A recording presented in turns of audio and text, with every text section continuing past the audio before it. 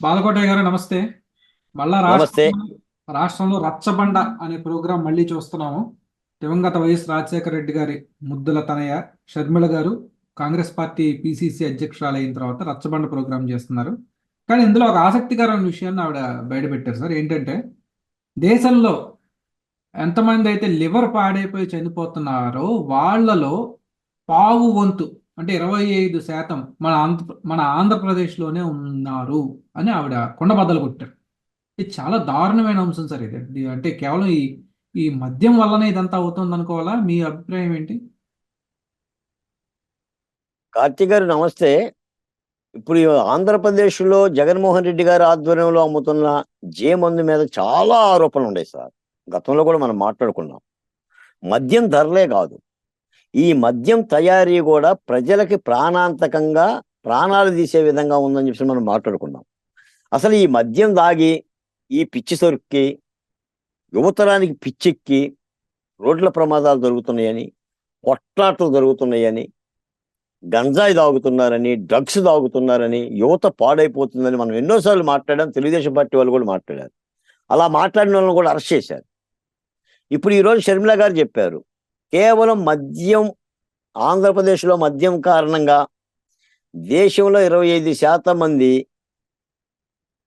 Kidney రోగులుగా మారుతున్నారు అని. నిజమే అవ్వచ్చు మరి. అంటే ఎంత దుర్మార్గమో చూడండి. నాకు తెలిసి కూడా లెక్కల్లో ఇప్పటికీ మద్యం కారణంగా ఆంధ్రప్రదేశ్లో 5 లక్షల మంది చనిపోయారనేది ఒక అంచనా. 5 లక్షల మంది.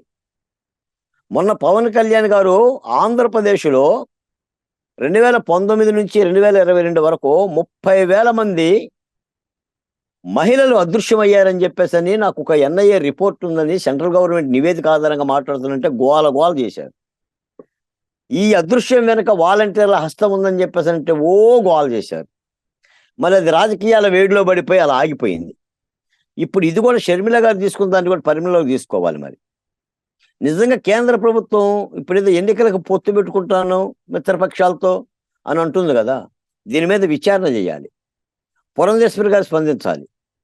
నిజంగా ఆంధ్రప్రదేశ్లో మద్యం అసలు ఎవరు తయారు చేస్తున్నారు, ఎలాంటి లిక్విడ్ వస్తుంది, ఆ లిక్విడ్ సైంటిఫిక్గా ఉందా లేదా, లేదా పచ్చి సరుకునే ఇచ్చేస్తున్నారా, మద్యం దోపిడీ ఎంత, దాని ప్రాణాంతకం ఎంత, ఇవన్నీ కూడా చాలా చాలా పట్టించుకోవాల్సిన అంశాలు సార్. నిజంగా ఆరోగ్యం గురించి ఎవడో పట్టించుకోవడం వల్ల ఈ ట్యాక్స్ మందు మూలాన యువత ముఖ్యంగా ప్రాణాలు హరిస్తున్నారు. నాకు తెలిసి 20 సంవత్సరాలకి హార్ట్ స్ట్రోక్ వస్తుంది కార్తీక్ గారు. 20 సంవత్సరాలకి హార్ట్ స్ట్రోక్ వస్తుంది. 19 సంవత్సరాలకి హార్ట్ స్ట్రోక్ వస్తుంది. ఎందుకు వస్తుంది ఇది? 25 ఏళ్ళకి హార్ట్ స్ట్రోక్ ఎందుకు వస్తుంది? హృద్రేగాన్ని ఎందుకు గురవుతున్నాడు, లేదా లివర్ ఎందుకు పారవుతుంది? లివర్ పాడైన వాళ్ళు ఉన్నారు 25 ఏళ్ళకి. ఈ మద్యమేనా, ఇతర కారణాలు ఉన్నాయా? ఎంత మద్యం తాగినా కూడా అలా అవ్వదు కదా. అంటే ఈ మద్యం యొక్క గాఢత ఏంటి? అసలు ఇది మద్యమా లేదా విషమా? ఇవన్నీ కూడా చూడాలి. మరి ప్రభుత్వాలు చూడాలి. మరి షర్మిల చేసిన ఆరోపణకి సత్య రామకృష్ణారెడ్డి గారు సమాధానం చెప్పాలి. మరి చాలా సీరియస్ అంశం అండి ఇది. 25 మంది లివర్ చనిపోతున్నారంటే, 25% మంది లివర్ చనిపోతున్నారంటే 100 మందిలో 25 మంది ఆంధ్రప్రదేశ్లో లివర్ చెడిపోయి చనిపోతున్నారంటే మరి ఈ ఆరోపణ ఎంత బలమైన ఆరోపణ. ఈ రోజున ఆంధ్రప్రదేశ్లో తెలుగుదేశం పార్టీ, ప్రధాన ప్రతిపక్ష పార్టీ తెలుగుదేశం పార్టీ కూడా ఈ ఆరోపణ చేయాల. షర్మిల గారు చండ్రకోలతో కొడుతున్నారు ప్రభుత్వాన్ని, గొడ్డలిప్పి కొడుతున్నారు, గొడ్డల నుంచి కొడుతున్నారు. రాజకీయాల తర్వాత సంగతి. జగన్మోహన్ రెడ్డి గారి పరిపాలన వైఫల్యాలని ఎంత గాఢంగా విమర్శిస్తున్నారో అంత గాఢంగా విమర్శిస్తున్నారు. అన్నాన్ని కూడా తొట్టల్లా. ఆమెను ఆడుకుంటున్నా, ఆమె అసలు రాజశేఖర రెడ్డికి పుట్టలేదని అంటున్నా, ఆమె మెరిసిమెల్లి షర్మిలా శర్మ అంటున్నా, జగన్మోహన్ రెడ్డి గారు ఇది ఎట్ట బీకుతా అన్నారు కదా, షర్మిల గారు కూడా అంతే అంటున్నారు. పీకి మరీ చెప్తున్నారు. కానీ ఈ యొక్క లివర్కి సంబంధించిన అంశం డిమాండ్ చేయాలి. చంద్రబాబు నాయుడు గారు డిమాండ్ చేయాలి. దీని మీద దర్యాప్తు సంస్థను ఆహ్వానించాలి.